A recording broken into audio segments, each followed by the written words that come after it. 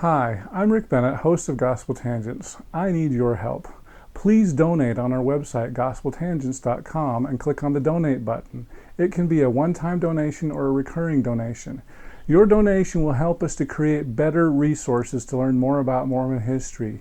So far it's been a labor of love, but I really need some help getting better equipment, better sound, that sort of thing. So please either commit to a recurring donation or a one-time donation. We'll take any help we can get. Thank you for your help. Hey everybody, I wanted to remind you about our contest.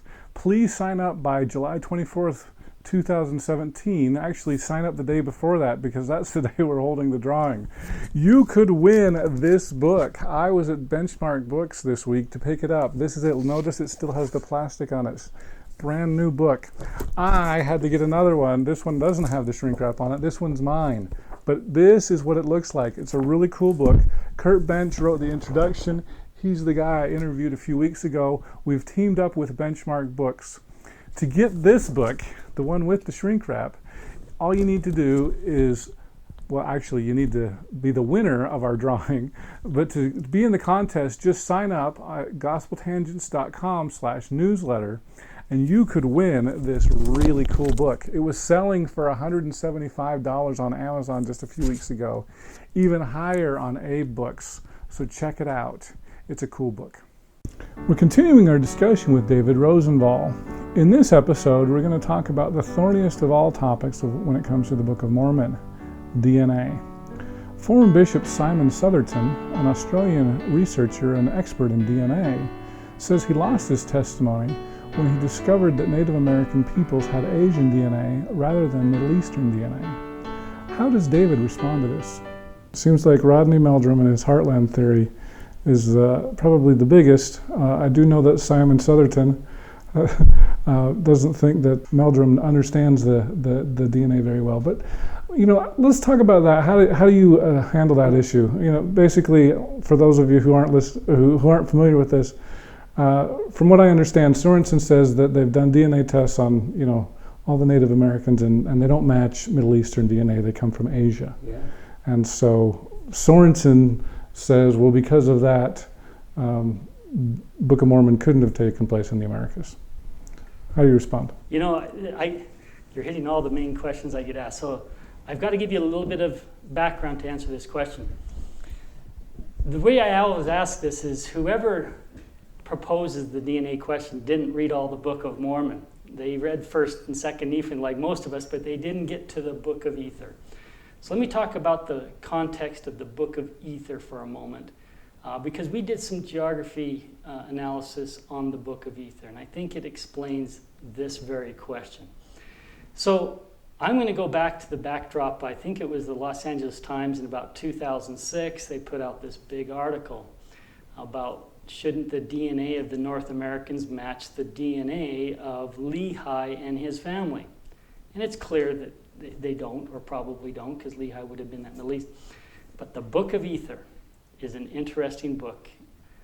If you go back to the Book of Ether, we know that story happened long before Lehi and his descendants. We're talking probably the Tower of Babel. And at that time, there was a family, Jared and his family, and the brother of Jared and his family, and their friends. So a large group of people left where we think the Tower of Babel was, and if we assume that's down in the area of Iraq today. In the Book of Ether, it states that they went northward. And from there, they crossed into a quarter where man had never been, and they built boats and crossed some large inland sea. And after they crossed this inland sea with boats they built all by themselves, it says that the Lord wanted them to continue on to the Promised Land, and eventually they got to the Great Sea, they call it, and they camped near a mountain. Okay? Well, it just so happens, if you want to go look on Google Earth, there's only one mountain on the entire eastern seaboard of China today. And it's actually the birthplace of Taoism. It's almost the birthplace of China. So we have this large group of people that came across from the Tower of Babel and settled on the seashore. 4 years after they had been there, the Lord had chastised them for not praying, and Ether goes and builds these boats, and he needs instructions how to build them. They're a little different than the boats they built before. And he says they built 8 boats.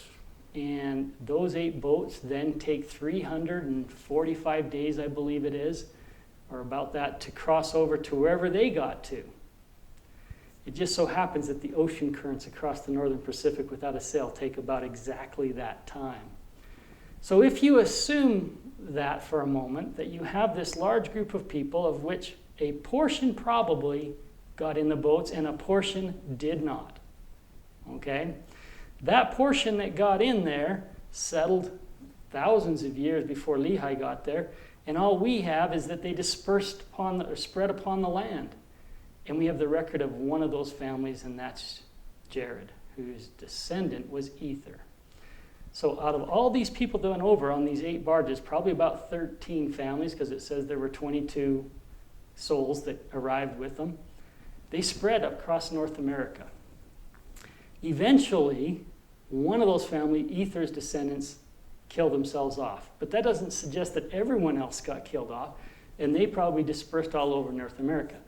So when Lehi gets to wherever he's going, let's assume Baja for a second, there's probably 1,000 more years of people spreading across there, and there could have been, and probably would have been people in North America. However, it appears that wherever he went, they were in isolation. They never came in contact with anyone except the Mulekites, and they knew that there was a people that killed themselves up north. That's about all that they knew. So now let's go back to DNA. In North America, our hypothesis is that you have at least everyone that came over with Jared and his brother who dispersed for thousands of years. And if you assume that there are some that didn't come across the ocean, who are also related to them, who may have been a big part of how Asia became, there's a good chance that the people of North America and the people of Asia are going to have the same DNA. The difference is we use boats to get them across, and maybe the Bering Strait, but at least the boats, according to the Book of Mormon. So I always say DNA is the best evidence that the Book of Mormon is true, because in there's the Book of Ether that talks about a group that was in Asia and a group that's in North America that are related. And so I've never understood the DNA fight, if you will. In Mesoamerica, and I know the Heartland have large debates about it, but for me, there's no debate. And I think if you look at Lehi's family, you might get traces of them in the DNA of the Native Americans today, but they were such a small percentage. A good portion of them killed themselves off. If they did spread, like I was saying before, through Mesoamerica, they would have been intermixed with others, and the DNA just keeps getting more diluted as you go along. So DNA for me is not a question. It's actually support that the Book of Mormon is real. My only comment is go read the whole Book of Mormon. There's a nice little book at the end called Ether that has a lot of geography, a lot of explanation of how North America could have been partially populated. Okay, so let me make sure I understand what you're saying on that. So you're saying the Tower of Babel, which I believe was probably Kuwait or Iraq, somewhere around there. Pick your location down in there. So the Jaredites traveled through China? Yeah. Okay. And so then they crossed from China across these ocean currents, maybe up through the Bering Strait, and then, I mean, I don't know, does that go all the way to the Baja? Yeah, so do you remember when they had the tsunamis in Japan? I think it was about 5-6 years ago, something like that. One of the things that was most interesting, about a year after that, docks and soccer balls and toys and things that could float started ending up from Vancouver all the way down to Los Angeles. They'd get washed up on the shores. In fact, there's a really neat little story of a soccer ball that arrived, and it had the boy's name on it, and they were able to get it back to the boy. Those items took almost a year. So the current is perfect for the timing to get across if you don't have a sail on your boat. And so, yeah, that's our theory, is that start them at this one mountain on the eastern seaboard of China, put the boats in and let them go across the currents, and they're going to end up on the west side, specifically somewhere between San Francisco and Baja. They'll land somewhere along there. That's just science and physics. You don't have to do much to get to that. Because they're just basically bobbing along in the ocean. And it says that the Book of Mormon is 345 days from where they left. And there's not many places, not many ocean distances that takes that long to cross. The North Pacific is the largest one, but almost every other ocean current from continent to continent is much shorter than that. Okay, so you're saying that the descendants, the Native American descendants, are really descendants of Jaredites, Or a not portion of necessarily. them, yeah. Yeah, not necessarily of the Nephites. We agree, yeah. The Lehites, I'll call them the Lehites and Mulekites. They kind of, small group, they seem to be, wherever they were, they seem to be very isolated from anyone else. They don't talk of anyone else except Mulekites and a lost civilization north of them. So you got to get them on somewhere isolated. And in our opinion, the Baja Peninsula is perfect for that because there isn't really any contact. Yeah, so they have their own little history going on, and that's the majority of the Book of Mormon. We have the Book of Ether, which is a short, very abridged version of just one of the families that came over on the barges. Okay, so you're saying that the Native Americans are descendants of Jaredites and that the Nephites just kind of died out and there's just no trace of them left. And I wouldn't use the word Jaredites. Jared was one of the families. The leader seemed to be his brother, but because his brother gave him the records and became the king, we kind of think, they're not descendants of that family, they're the friends of Jared, if I could use that term. They're the friends of Jared and his brother, and they're the ones that would have probably dispersed all over North America. And so when would this have happened? When was Tower of Babel? We don't know exactly. I think 1800 to 2000 BC. I think scholars, you could probably get a great debate on that. We use 2,000 years before Christ, somewhere in there. Lehi's coming over in about 600 AD, so you got 1,400 years, maybe 1,200 years type of thing for them to disperse, which is a long period of time to populate and to spread out. And spread out from both sides. If that theory is true, you're going to get North America kind of the genesis of the people on the west coast spreading out east, and in China, you're going to be on the east coast spreading west over that same period of time. And then you've got these two groups whose DNA should match. And we can go test DNA all day, and guess what we find? They match. Which for me, again, is a testimony of the Book of Mormon. It's true. Joseph Smith wouldn't have understood any of that unless it's a history. Well, that's interesting. Let me ask you another question. I saw an article several years ago about, I think it was called Lehi and the Lemba. Have you ever heard of the Lemba tribe in Africa? I have not. Okay, so as the story goes, I'm trying to remember where I think I might have seen a TV show on this one time. But at any rate, there's a black tribe in Africa, like South Africa, I believe, or Southern Africa anyway. They claim to be descendants of Jews. Now, they're full black. They don't look like Jews. But apparently they had an anthropologist that came and they claimed, I believe, they left around the time of Solomon, so about the same time as the Book of Mormon people. And they wandered in Africa for a long time and settled in Africa, married with the native blacks there, and they look black. But they claim to be ancient Jews. And according to this anthropologist, I think from South Africa, a lot of their customs were Old Testament style customs. And they said, well, let's do a DNA test and let's see. And surprisingly to everyone, this Lemba tribe came up with Jewish DNA. And so they do believe that there are some ties to ancient Israelites in South Africa, and they look as black as black. So, to me, I have a little bit of a problem with the argument that, well, the Lehites and the Mulekites, they just kind of died out and there's no trace. Because I hear this story about the Lemba tribe, and they have been able to trace it back to Israel. So, what do you think of that?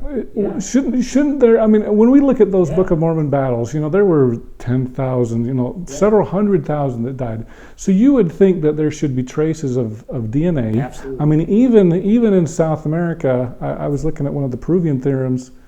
They were saying that they found some Jewish DNA, but the problem is with this Jewish DNA comes from the Spaniards from about the year 1700. So it's too late to do that. So it seems to me, as I look at this Lemba tribe, that I have a question as to whether that DNA really would have died out. Yeah, I don't think it died out. If I give the impression, I don't think it died out at all.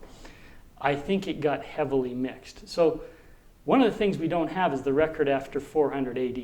We don't know what happened. Were they able to stay isolated? Because to have a pure DNA in 2017, you've got to somehow keep that line pure. They've got to intermarry amongst themselves. If they don't do that, it starts getting, Well, this black tribe married with blacks, but they still showed the Jewish DNA. So there'd be some, but I don't think you're going to see 100%. And that's one of the things it's going to get blended. So when you look at DNA, there are traces of Middle Eastern DNA all throughout North America and South America. It's there. Does some of it come from the Spaniards? Possibly. Does some come from other? Possibly. We don't have the record to fully put it together. There is definitely DNA in the Native Americans from all over. What I would suggest using instead of DNA is language. Language does not mix as well as DNA does. It's hard to mix an entire language. And that's where we use Brian Stubbs' work, where he has taken the Uto-Aztecan language, which is the Utes and the Aztecs. They're basically speaking the same language. And according to his studies, over 60% of those words are Semitic and Egyptian, which is very fascinating. And that's a work that just has come out this year. And he has shown that the words, like to get that to happen is, statistically almost impossible. One language would grow up independent of another and have that many connections. So using language as a starting point, you get these Aztecs and these Utes, which are Paiutes, Shoshones, the Hopi, the Pipil, there's quite a few, very much can be tied to Middle Eastern. Now, given that, if you want to get into DNA, go find those people and see what their DNA is. And that's a work that we'd love to see done. Well, I mean, aren't those Utes and Aztecs now? They are. Well, because, if I understand Southerton correctly, those have been tested. Have they all been tested? I don't know. They do sampling. So the DNA thing, though, how much mixing has gone in there to make DNA what I would say a court-proof basis of DNA? I don't know. And I'm not a DNA expert. Yeah. But I think it could be an interesting study. I wouldn't suggest we not do it. But I wouldn't use it as a black and white argument for identifying the people or the Book of Mormon, because the story itself talks about an isolated people. Many get killed off. Those that survive are mixing over 1,400 years. What happens to them? We just don't know. But I think he will find traces of DNA, and I think they have. But I don't know what percentage. I just don't have the record to say this little family stayed together or whatever. They mixed. And the DNA will be there and won't be there, but I don't think it can be used as a, dismiss all Book of Mormon because we don't have some percentage of DNA from the Middle East where we want it to be. Mm-hmm. So I hope you enjoyed our discussion with David Rosenvall. In our next and last conversation with him, we'll discuss the biggest strengths of the Baja theory. We'll also discuss the narrow neck of land. What can David tell us about that? They talk about two narrow locations in the Book of Mormon. Everyone's familiar with the narrow neck. There's also a narrow strip. And, we asked ourselves, well, why would they call it narrow? Well, perhaps it's a site where you could see both oceans at the same time from some vantage point. And in Baja, California, there's only two places. You get on the mountains here, you can see both sides, or you do it from here, you can see. But all these others, you can't see both sides.